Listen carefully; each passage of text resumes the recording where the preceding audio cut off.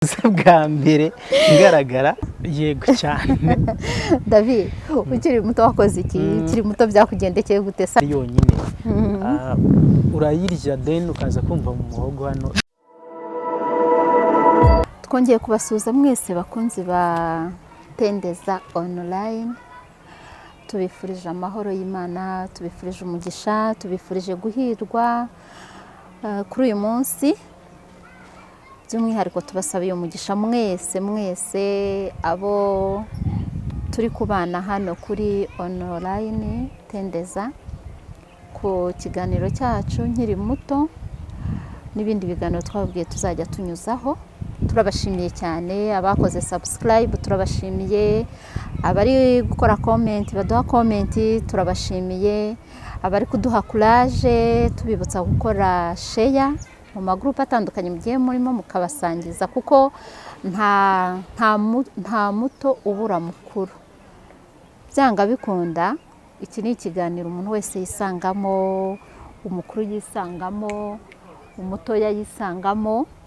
Turabashimiye cyane rero ko mukomeje kubana natwe gatanu kuri gatanu. Reka mbashimire mwese abampamagaye, mwese bari kunyandikira mu gikari, abari gushyiraho comment, abanyemereye ibiganiro by'umwihariko murahari benshi. Ndabashimiye cyane mwese, kandi abanyarwanda abari mu gihugu hagati, abari inyuma y'igihugu, mwese mbabwira ngo ikaze. Aho uri hose waduhamagara, aho uri hose watuvugisha ukatubwira ngo jewe nkiri muto byari bimeze gutya, nkiri muto ndibuka ko byari bimeze uko ngo n'ibindi. Murakoze cyane. Reka rero twakire kuri kamera yacu, twafite umusore watangiye guseka ataratubwira akiri mutoya.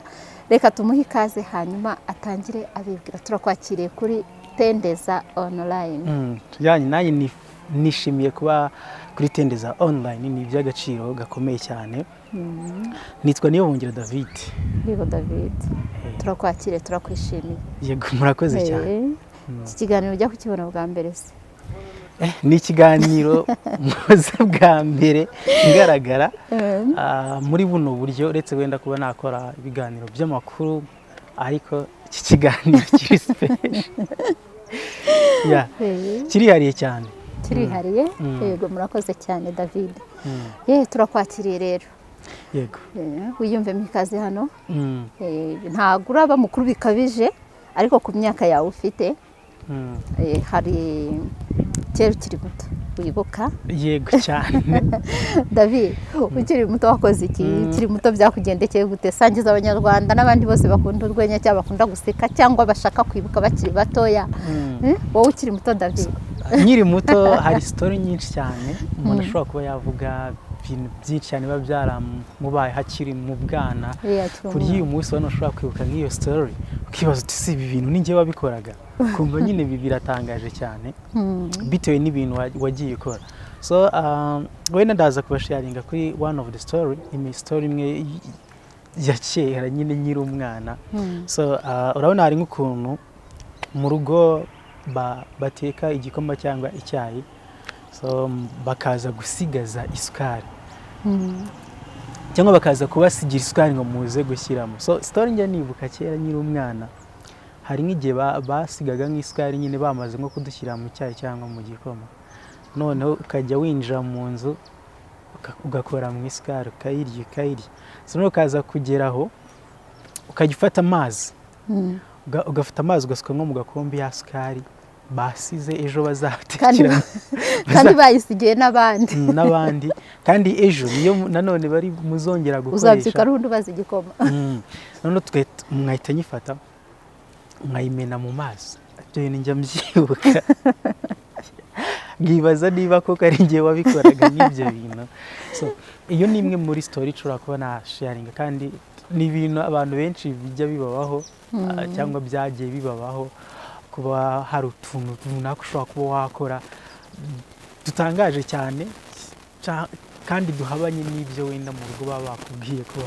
Urabona hari ukuntu iyo urimo kurya isukari yonyine urayirya then ukaza kumva mu muhogo hano yitambitsemo, ariko uba wayiriye bifatika, uba wayihamije kuko nyine uba winjira mu nzu ugakoramo nyinshi cyane ikayirya and then ikaza kuba nyinshi cyane.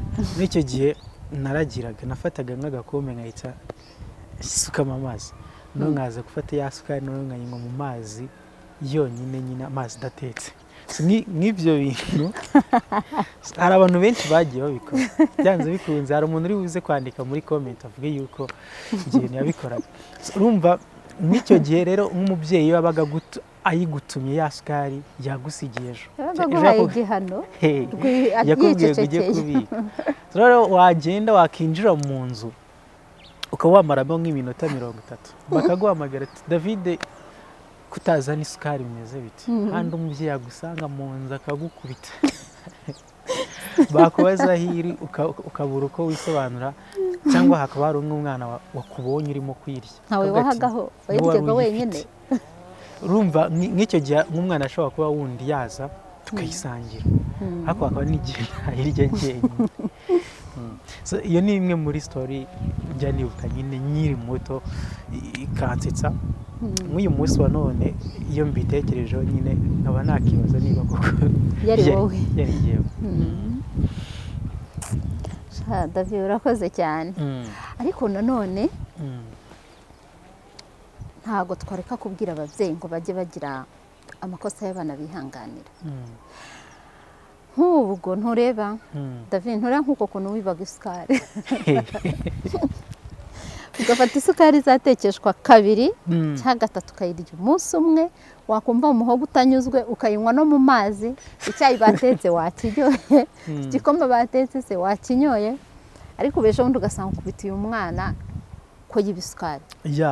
Hari ababyeyi babikora ibyo bintu. Ababyeyi rwose, babyeyi mukurikiranye Tendeza online, mugira amakosa y'abana mwihanganira, mubihanganire, mwibuke ko mukiri bato mwayakoze mukanarenzaho.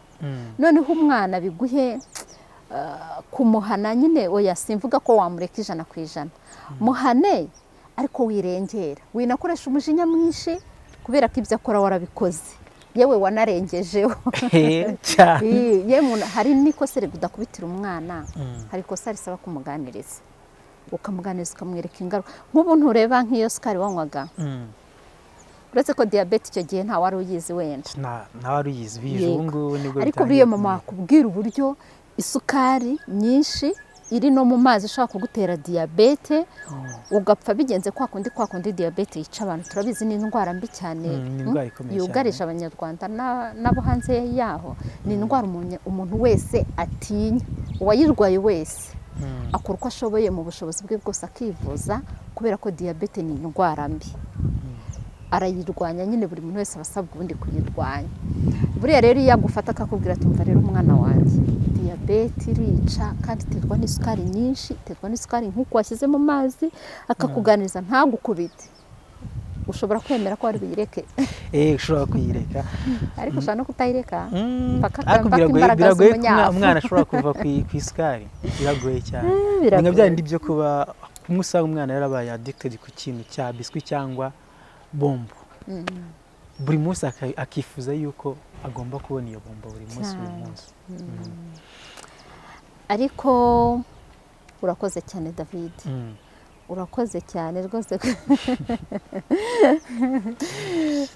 Reka turarike n'abandi tubabwire ngo ukiri muto wabigenje gute.